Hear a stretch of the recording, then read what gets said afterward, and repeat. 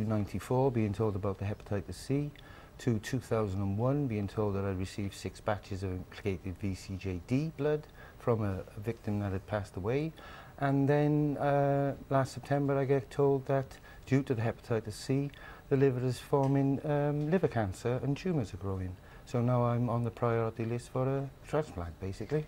Has anyone paid you any kind of compensation or accepted any kind of blame for this? I love the way the government like to use the word compensation, because compensation implies liabilities being accepted. And to date, no haemophiliac has received any compensation whatsoever. We've been drip-fed appeasement money, basically, since 1989. Also extraordinary in just how long they have taken to respond each step of the way. Why should it be seemed extraordinary? If somebody's guilty of something, then it isn't going to get a positive response from government. In 1991, they conceded to a moral obligation. Now, anybody who knows anything about politics, government do not concede to any moral obligation unless they think they hold a legal one. And they conceded to a moral obligation. Lord Archer's report today is just regurgitating what was reported in 91. It's just basically the same data. So when this report says horrific human tragedy, it does not apportion blame? No.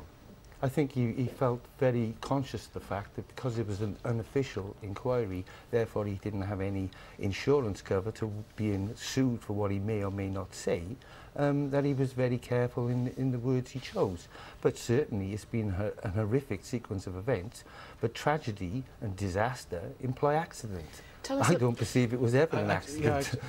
Tell us about your family and the sort of ramification it has had on all of you. It's had a profound effect on me, as far as it's taken away my complete control over providing for my family. I've had to rely on the whim of government giving me charity handouts for the past 15 years since work was just unattainable for me to continue. I mean, I'm a qualified carpenter, and that should suggest, why would a haemophiliac become a carpenter if he was really worried about cutting himself and bleeding to death? That is the whole point here.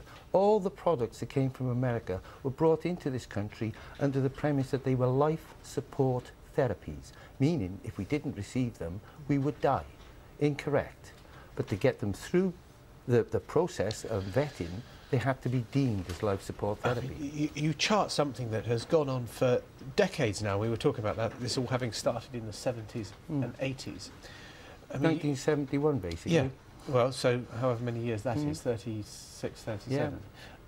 What should happen now?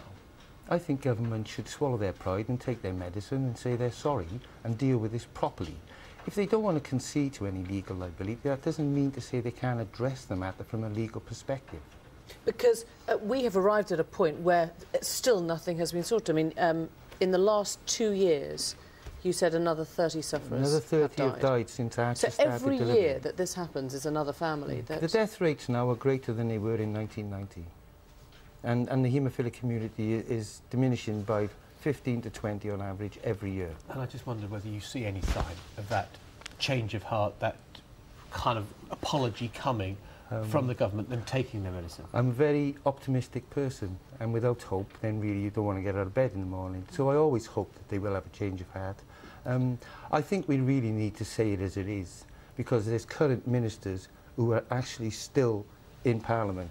Kenneth Clarke is one, for instance, he was Health Minister at the time, who remained silent. Well, I'm sorry, to remain silent in the knowledge of an injustice, to me, is, as far as I'm concerned, an accomplice to the whole tragedy. Haydn, thanks so much for You're coming welcome. in. Thanks very much indeed.